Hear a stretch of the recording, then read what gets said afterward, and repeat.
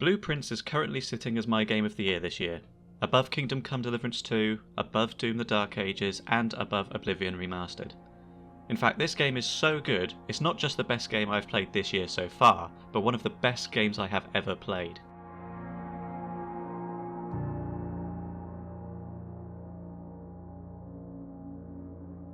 On one random spring evening while scrubbing through the vast array of games on PlayStation Plus, my partner and I noticed a game called Blueprints at the top of the list, and saw that it's something of a roguelike puzzle game set in a strange mansion, which was enough to pique our interest. Puzzle games are something we both enjoy, and who doesn't relish the idea of exploring a mysterious and enigmatic mansion? Little did we know that Blueprints isn't just a game, it's a puzzle game that has so much depth and detail in it that defies being any single one genre, and instead becomes a beautiful bottomless pit of discovery, and most importantly, exquisite game design. Game design is a term that's quite loosely discussed in the video game punditry world. People might praise a game for having long-winded dungeons that have an exit route that acts as a shortcut back to the start of the dungeon, or indeed being ultra-realistic to the point where your horse's scrotum shrinks if the climate is too cold. But in terms of a consistent, expertly thought out concept that keeps looping its gameplay systems back in on themselves to surprise and amaze you in unexpected ways, I can't think of a better example of game design than Blueprints. Blueprints is a literal blueprint for how someone can have what seems like a simple idea for a premise, but expand on what that premise can deliver in all its various systems and deliver something truly unique, especially when it comes to puzzle games. I can break this game down into a few fundamental components and explore why this game is a work of genius, including the puzzles, systems and the gameplay. But for now I'll start simply by exploring the premise. The premise, weirdly, makes me think of Stardew Valley, which also happens to be one of my favourite games of all time. This is because at the age of 14, you're generously gifted an unreasonably huge mansion by a late geriatric relative, with the condition that during our stay at the house we find the legendary 46th room in the 45-room property. I always love a simple setup and sense of intrigue in games, and I love a treasure hunt, but this also has the added excitement of finding secrets and mysteries throughout the house like we've all fantasized about if we were really stuck in a creepy old mansion. What you actually get is a seemingly infinite rabbit hole of puzzles, clues, rooms, gadgets, backstory, and resource management. These features are all deeply interconnected to each other in ways that become more and more intricate as the days go by and your knowledge grows. In order to begin your quest to find the 46th room, you first have to draft a series of blueprints to create rooms that direct your way through the house, and to try and figure out what the hell it is you're supposed to do to find the room. I love this as a premise because it creates enough mystery and intrigue to set the player off whilst giving them a very simple and engaging gameplay mechanic so as to be accessible to anybody who's first come into the game, as well as those who have put dozens of hours in. My partner and I have been playing Blueprints together, which has not only been a lovely thing for us to do together of an evening, but it's also a huge advantage for getting through the game, as we both have ideas and theories popping up throughout our journey which helps us to try and figure out what we should be prioritising. In its premise and design, it's comparable to games like Myst, where you really need to have a system of taking notes or photos if you'll have any hope of linking together everything to solve the puzzles. Cyan even get a special thanks credit in the game, suggesting a level of inspiration and support from the studio. But Blueprints is still very much its own thing, with the level of brain-teasing puzzles you could come to expect from a Myst game, but with gameplay that allows you to accomplish as little or as much as you like, and to experiment with different ideas.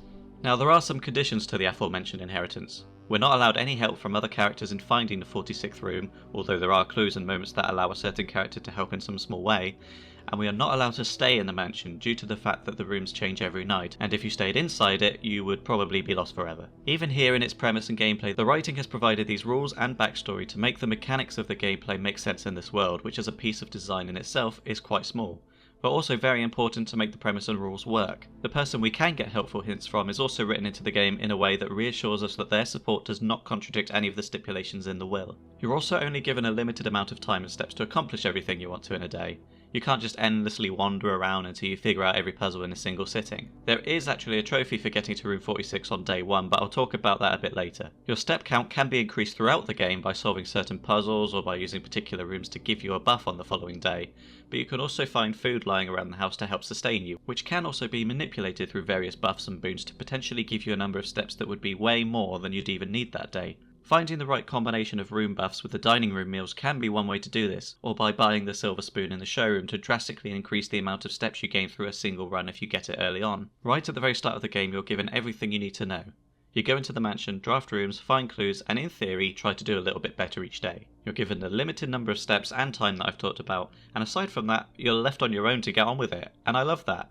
There's no hand holding, there's no hint system, it's just you and the things you find through experimentation and determination. Although the mansion is just that, a mansion, it doesn't just contain typically domestic rooms such as bedrooms and kitchen and the like, but almost every single type of room one could possibly conceive of. There are bedrooms, kitchens, dining rooms, garages, hallways, pools, security rooms, breaker rooms, showrooms, school rooms, server rooms, and on it goes, with all of those rooms open to change and manipulation. Each one is individually modelled and able to react and combine with any other room across the mansion.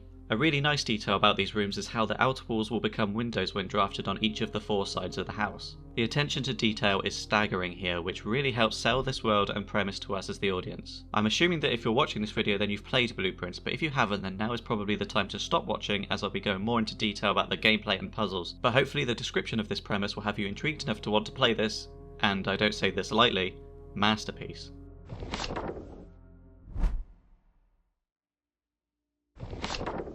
I've talked before in my video criticising Maquette about how I really love meaty and engaging puzzles in my puzzle games, and in Blueprints the gameplay facilitates this desire to the extreme whilst doing it in a really addictive way, whereby as soon as you finish one day of exploring the mansion you want to go straight back in, usually with new objectives and missions to focus on. This is done by the game offering you the chance to draft your usual pool of rooms from 3 options per door.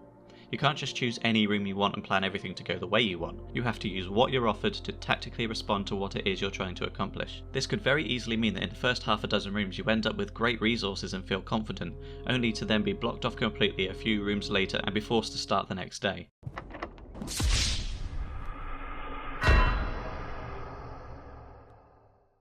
These moments are important to the game as every failure is teaching you something about how to try and avoid that failure again. When you select a room, it removes that from the draft pool, meaning that if you take some dead-end rooms early on, then it will be less likely to draft those later on in the house when having more exit options is far more valuable. But it also means you might get plucked off right away at the start of the day. The drafting system itself is the core gameplay loop in Blueprints and is presented to us in a very simple, easy-on-the-eye art style which has a charming hand-drawn feel to it, where surfaces are barely textured with simple lines and shading, but enough so to make it very clear what material everything is made of, which is reinforced by the sound design. This simple art design also means you're not being distracted from what you're trying to accomplish, and also makes it easier to recognise and collect the various resources in the mansion. One does not simply walk into a room without considering the proper drafting options, however, and taking the time to consider every eventuality is hugely important. Every single room has a unique power, and that's before you even use the upgrade discs to alter the rooms even further. A room that appears to have a simple effect like the corridor which always stays unlocked isn't necessarily the best choice to get into the corners in early ranks. Saving such a room until later ranks when keys become an increasingly valuable commodity is the wiser option, and sometimes drafting a bedroom in the later ranks will provide you with much needed steps just when you're on the verge of losing them all. A more useful example of using a room's ability can be seen in rooms like the dining room or the conference room. The dining room may be a tempting prospect at earlier ranks because of the number of exits and the fact that it's free to draft, but that means having to backtrack all the way to wherever it is you've drafted it in order to feast upon its tasty contents. The conference room also requires a thoughtful placement, not just in space, but in time as well.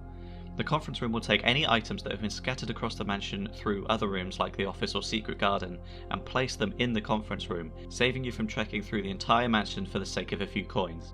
So you see how just one room can start to have multiple effects with other rooms you draft, but the conference room has to be drafted before you spread the items through the mansion, otherwise items that have already spawned will simply stay where they are, and the conference room will be underutilised. Using it properly will save you a huge number of steps, however, in order to collect the lucrative resources. The corridor and these other 2 examples I've given are kind of lightweight and middleweight respectively in terms of how much influence they can have on the mansion in a given day. But what about the heavyweights? Well, there are frankly too many to mention, especially without spoiling the best way to use them. Rooms like the Shrine, Treasure Trove, Mail Room, Lost and Found, Showroom and Throne Room all have properties and effects that can affect themselves and other rooms in almost limitless ways. This allows the player to have total freedom and creativity in not just what they draft and when, but where and when to call it a day, and how you want them to all affect each other. I wish I could list all of the examples I can think of, but there really seems to be no end to the uses of any given room. The fact that all of these rooms have been individually designed and programmed to react to each other never ceases to amaze me, and is a testament to the impeccable direction of Blueprints. Having a goal each day will help determine what rooms you will choose throughout that day's house, and when to draft them. As each in-game day passes, you will find new things to investigate and new puzzles to solve, which will only be scratching the surface of this labyrinthine rabbit hole that is Blueprints. Even after 100 in-game days, the notebook that my partner and I have been using to take notes keeps having more and more tasks added to it that we want to focus on in subsequent days. Come on, people, let's get going here. I've got a to-do list here that's longer than a fucking Leonard Cohen song. Let's take a look at a rundown of just some of the exciting tasks we had to undertake on our list.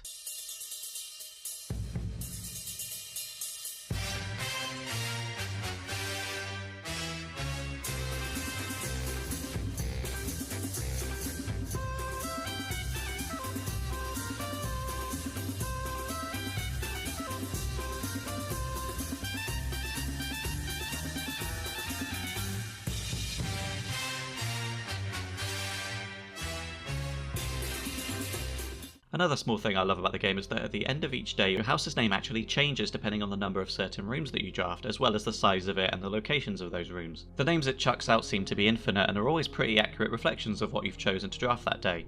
The only time I felt like it didn't really adhere to this rule was on a certain day's run where we had placed about 10 aquariums in one day and were disappointed that it wasn't reflected in the name of the mansion at the end of the day. But otherwise there seems to be a huge number of potential names for the mansion, which I find a really charming additional detail that didn't need to be there, but it is. I should also quickly mention the music. Overall it's subtle but has a beautiful melancholy to it that soundtracks your journey through the mansion. The closest thing I could compare it to in terms of how it sounds and the tone that it gives me is the music of Mark Snow from the X-Files, that kind of haunting, creepy, synthy sound that lingers in the background. Then there are moments where the music climbs up significant moments. Once you've opened the antechamber door to room 46, the piece that plays as you make your way through the mansion is exciting and inspirational as you get closer to achieving the game's foremost objective.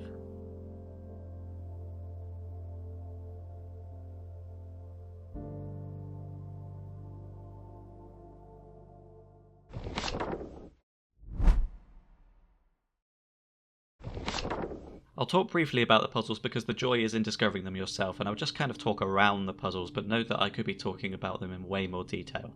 When playing through the game for the first time, it's very easy to overlook many of the little details that are actually telling you how to solve some of the puzzles throughout. Hell, even the tutorial note in the breakfast nook holds a hugely valuable clue that you won't appreciate until much later. Every detail matters. The pictures on the walls in each room have a very specific meaning.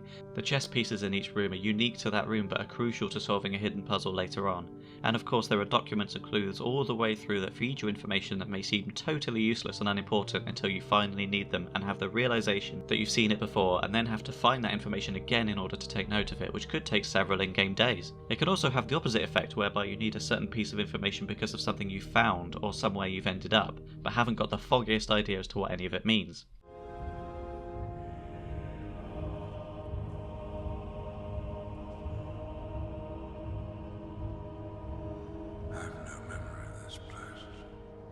This is another beautiful feature and complements that unique feeling that playing Blueprints has. Exploration, creativity, note-taking are all essential to progressing through the mansion and to collecting all the other trophies, but the game allows you to figure all of this out on your own, and all of it will pay off eventually. These kind of puzzles and this kind of game could easily rub people up the wrong way. I had a really hard time getting into the Myst games because of how obscure the solutions are to its puzzles, but a few years ago my partner finally got us to play through them all together as she had already been a huge fan of those games. Given that Blueprints has so much in common with Cyan's output, it would be understandable for it to also put some people off. But if you haven't played it yet and are for some reason still listening to me talk about it, then take it from me that there is more than enough fun here from the main gameplay conceit that it feels very accessible and enjoyable, even if you don't solve all of the puzzles or find all the rooms. Something that becomes more apparent the more you play the game is that it isn't just a game about you and a mansion. There is a full, breathing, lived-in world going on outside the confines of the estate and a history of events across the world. Through postcards and journal scraps, we come to understand that there are several realms that have totally different ways of life, each with very troubled and very distinct histories and cultures. I am still stunned at the level of detail of this world from a game that seems so simple on the surface. Even if you get to room 46, you then have to figure out the sigils of each of these realms and how they would be represented visually in order to find more secrets and more trophies. This in itself takes a huge amount of investment in various systems, including the mailroom, postcards, and books in the library. This means that there is no one system that feels like it's without purpose, or any one piece of art or text that feels out of place. The story that is told to us of the realms is so rich and interesting that it feels like a truly lived-in world, even though we don't meet any of the other characters in the game. There are countless examples of documents and clues that tell us more about the world, but keep it vague enough to not detract from the main experience, or to make the game about something bigger than it actually is. These details didn't have to be dreamt up and added to the game, but like everything else in the game, they aren't just there for set dressing, they all have a purpose that ties into the gameplay and the puzzles, making the already intricate game design so much deeper. And even after a combined playtime of over 100 hours, my partner and I are still learning things about the game and discovering new secrets. If it couldn't get any more interesting, all of this overwhelming information you collect in the game is also put to the test quite literally in an exam that counts down in real time. It tests you on your history, mathematics, geography, and various other subjects before giving you a final grade that is also tied to a trophy. This is a double whammy win for the game design of Blueprints. Not only is all of this disparate information being tested in real time, giving it an extra purpose beside the immediate puzzles, but it reinforces and contextualizes the classrooms you draft in the house by having you use your knowledge and notes to try and achieve that elusive A grade on the test. Failure is very likely, but this just means that you have to refine your knowledge and note-taking in the world to try and pass on subsequent attempts. This helps keep the gameplay loop alive and gives it yet another sense of purpose besides just drafting rooms for the sake of it. Some smaller examples of puzzles are the safes hidden across the estate that you can find and unlock to discover new clues and resources. Some of these are easier to crack than others, and some require a level of knowledge that will only come from solving other, bigger puzzles. There are also the parlour and billiards rooms that provide one-off puzzles each time you draft them. The parlour room asks you to figure out which box has gems in it, but gives you the rules that only one can contain gems, and that there is always at least one box that tells the truth and at least one box that tells a lie. The billiards room has a dartboard puzzle that asks you to solve multiple mathematical equations in order to get the keys inside. The fantastic thing about these puzzles is that they aren't just a series of problems that you can solve and learn for next time, just in case the same problems spawn again, but they actually get more and more difficult each time you successfully solve them. Even after solving way more than the required number to achieve the trophies for doing so, they just keep on getting more and more difficult to the point where you don't even attempt them anymore. The parlour boxes can end up with 3 different statements on each box that you have to correlate against each other to figure out not necessarily which one is telling the truth, but which one holds the gems. The billiards room ends up throwing new symbols at you that change the value of what numbers you're using, so as to throw you off and make the contents of the room more difficult to get. Again, this in itself is great design, because as you do more in the house, the easier it is to get keys and gems through other means, so having them held further and further away from you helps balance out the economy. I've tried to keep this part as spoiler-free as I can, but I suppose it doesn't really matter if I did spoil anything, because if you're watching this then you've either already played Blueprints and know what I'm talking about, or you haven't played it and just decided that you're not bothered about knowing more details about these elements of the game.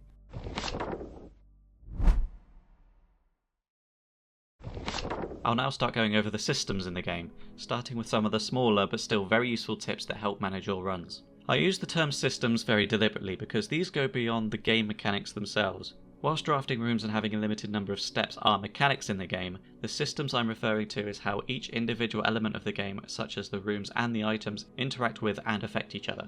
There is a huge variety of ways that an item or a room or a puzzle can be used, and they have all been meticulously thought out to make each day unique, whilst not making any of those individual components redundant. So I'll start by talking about some of the simpler ones. There are smaller moments of design that can have huge ramification on a day's run, which when you learn them and how to manipulate them are some of the most satisfying moments in Blueprints. Take the security room. It gives you multiple options of what you'd like to do with the terminal, such as logging into a remote network, or in this particular case adjusting the keycard door's rarity and locking status. Let's assume you've started a day in Blueprints but you don't have a keycard. You pull security and log into the terminal, and you adjust the security level to low so that you may encounter fewer of the locked keycard doors later in the day's run and prevent being blocked off. But oh no, you still encounter some and you can't bypass them because you don't have the keycard. Well, if you are lucky enough to choose to draft the breaker room, you can actually turn the keycard room doors off entirely whilst they still spawn. This makes going back to security a worthwhile venture so that you can set the security level to high and the lock status to unlocked to try and avoid using keys as much as possible. Now, let's assume you do have a keycard and you draft security. In this case, you don't have to change the locking status at all because you can get through these doors regardless. However, changing the security level to high will mean you can spawn more keycard doors instead of fewer, saving keys once again in the higher levels. Items are also a crucial part of the gameplay. Items that may have simple buffs like the shovel, or indeed ones with seemingly no purpose such as the broken lever, all have multiple uses. They can be used in multiple ways by themselves, such as the shovel for digging, or the lever for antechamber doors and one-armed bandit arms, but can also be combined in a myriad of ways in the workshop. Fancy turning your shovel into a jackhammer? You can do that. Want an electromagnet that automatically picks up metallic items in rooms? Make it so. Or how about a gadget that can set things on fire? It's all there for you to find and discover if you have the items and the rooms to do so. This does mean that you won't be able to make every item in a single day or find all the uses for those items in those days, but it gives you enough knowledge to keep in mind for when you need to use them in the future. Oh, and don't even get me started on how useful the laboratory is when it comes to exploiting certain systems. It may take several in-game days, weeks, or even months to find out how all of these items interact with each other, and not just with other items, but how they can be used in different rooms and areas of the grounds. Similarly to how there's almost every kind of room you can think of, there is a huge variety of items and tools you can find that you're never quite sure you figured out every single use for. The most common ones are shovels, metal detectors and lockpicks and the like. There are also much rarer ones like salt shakers and repellent, and that's not even mentioning the ones you can buy in the showroom or the gift shop. An item like the magnifying glass, for example, can appear to have great value early on before being used less as you go on because it's easy to assume you've used it for everything you need to. However, every item has value, even long after you've used it for everything you can.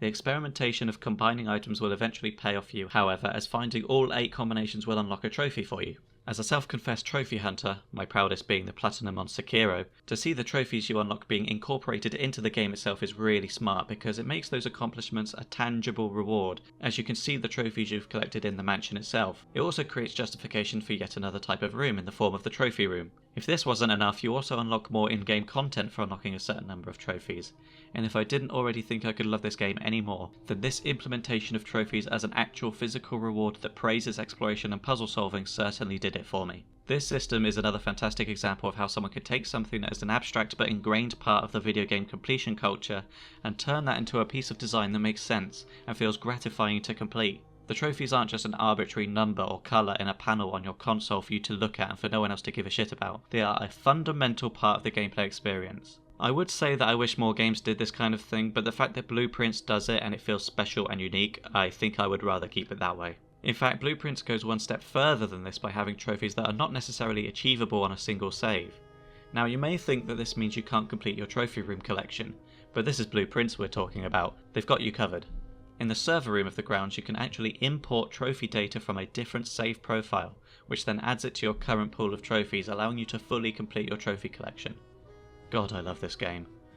Going back to the subject of items for a moment, one of the most powerful rooms you can draft in the mansion is the coat check. This allows you to store one item for free that you can retrieve on any future day and use without having to find or craft it again. This is pretty useful early on when you have keycards or electromagnets that you want to keep, but it's extremely useful later in the game when you have items such as the emerald bracelet or master key. We have found that we mostly store the emerald bracelet in the coat check because of how powerful it is, but there are moments where even your most beloved of possessions could be thrown away for something else, purely because it's rare. I don't want to play with you anymore.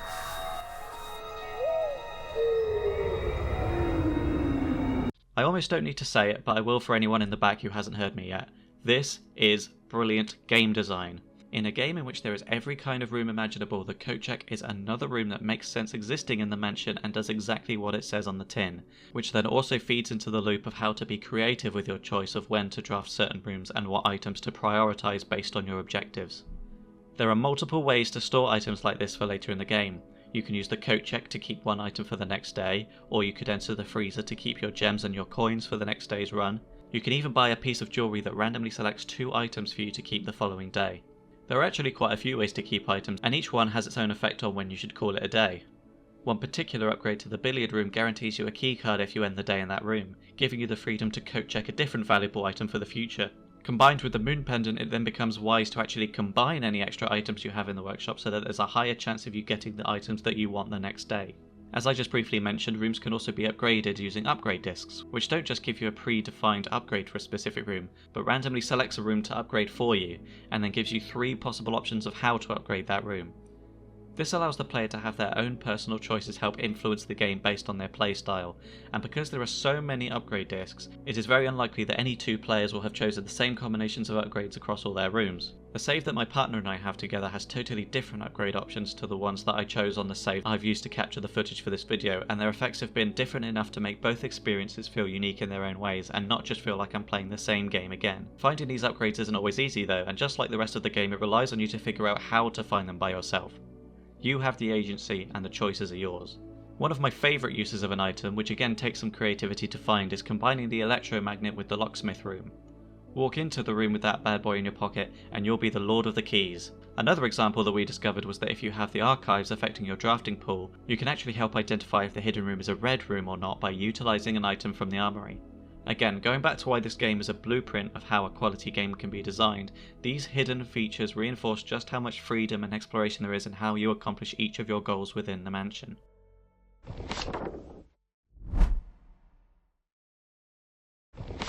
So with all of this being said about how incredible the game is, I suppose we should ask the question, is there anything wrong with Blueprints? Well, like any game, it's not perfect. However, I am pleased to say that the things that are wrong with the game are very few and could be considered very slight nitpicks in the grand scheme of the game and its complexities.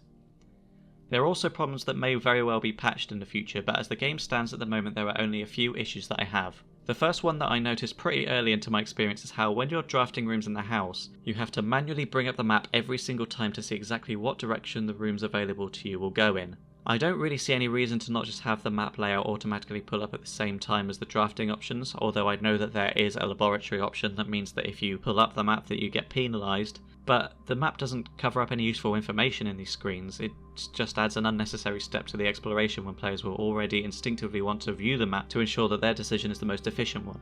You also have to press the same button again to show what items you have at your disposal, which is also kind of annoying because I would just really like to see all of this information straight away instead of having to bring it up every single time. This feels less like a bug and more like a deliberate design because of course, as I mentioned about the laboratory giving you an option that if you bring up the map you will lose steps. But I can't understand the decision behind it. Even if you had the laboratory option to lose steps if you bring up the map, I don't really know why you'd want to choose that anyway. It's not enough to take away from my enjoyment of the game, but it's a quality of life system that I would personally prefer to see change. Another issue I have, which I don't think is an intentional piece of design, is how when you're trying to view the effects of something within a room, it won't show up until you move the highlighting effect of what you're selecting. My main example for this is the laundry room. When you pull up the menu for the different laundry costs, it doesn't automatically tell you the effect of the item you're currently highlighting. It's also not like you've not highlighted anything yet, because if you press X or A or whatever button to press to make the selection, it will just buy it anyway, wasting your coins and resources in the process. It's not until you scroll through the options that the box containing the information you need will pop up. As I say, I don't believe this is intentional, but certainly needs fixing across any examples that it happens. I also believe it may well be that on PC your cursor will show all of this information when you point it at what you're trying to look at, and that it just hasn't translated very well to the console versions. I also think that the moon pendant shouldn't be allowed to keep itself on the next day's run. I know it's technically an item as well, but the whole point of buying it is to keep two items that I actually want to use the next day. Buying the moon pendant really only guarantees you one of the items the following day, as there's always a chance that you'll end up keeping the pendant again. The only other issue I have, which is a slightly more serious one, is that the trophy room hides the cost of the trophy you have to buy when you've bought out the showroom.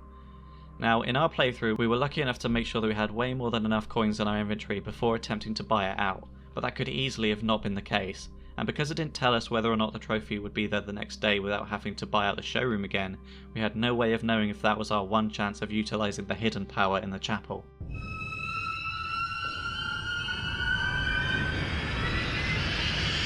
It's also not cheap to buy this trophy, coming in at 100 coins. It could very easily cause a great deal of frustration to any unwitting customers who want to buy all the shiny things. Fortunately, as my time with the game went on, I discovered there were plenty of other ways to efficiently make money in a single day, which again is a testament to the design of the game. But when buying out the showroom for the first time, my partner and I both expressed annoyance at this hidden cost. If the trophy does stick around the following day, then I take all of this criticism back, but I'm not brave enough to test that theory out.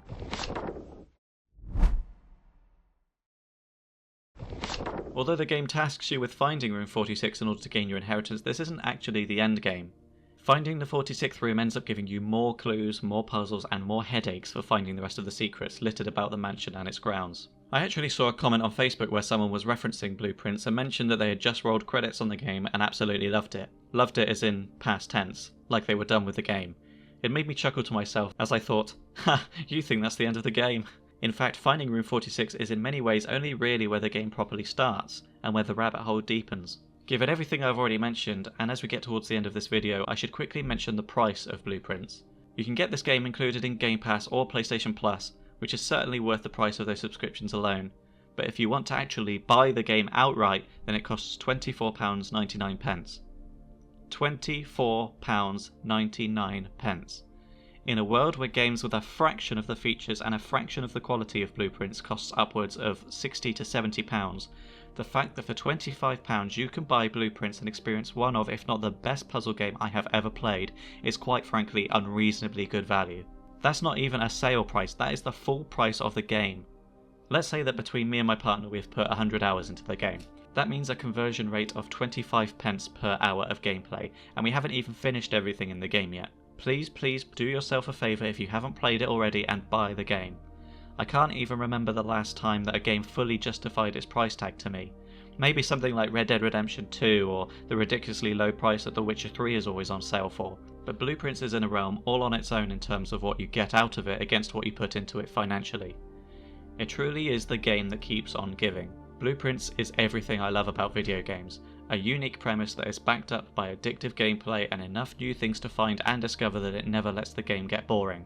Getting back to the focus of this discussion, Blueprints is a literal blueprint of how to make a perfectly focused game without the need for a huge map or uninspired gameplay, but instead create complex interconnected systems that all work flawlessly together and create a unique and contained experience that I have no doubt will come to be known as a modern classic among the likes of Papers, Please and Stardew Valley, and it should be set as an example to any up-and-coming game designers. If it doesn't win any awards at the Game Awards this year, it will be an absolute travesty. To put it in simpler terms, Blueprints is an outstanding video game. It's unique, well designed, incredibly detailed, addictively fun, and excellent value for money. It makes me happy to be a gamer, and to be given that feeling of joy and excitement after a few years of quite underwhelming release schedules is amazing, especially in 2025 where the release schedule is already packed with incredible titles. It hasn't felt this good to be a gamer since before COVID came along, and just maybe, after 5 years since the pandemic, this is the year that the industry gets back on its feet.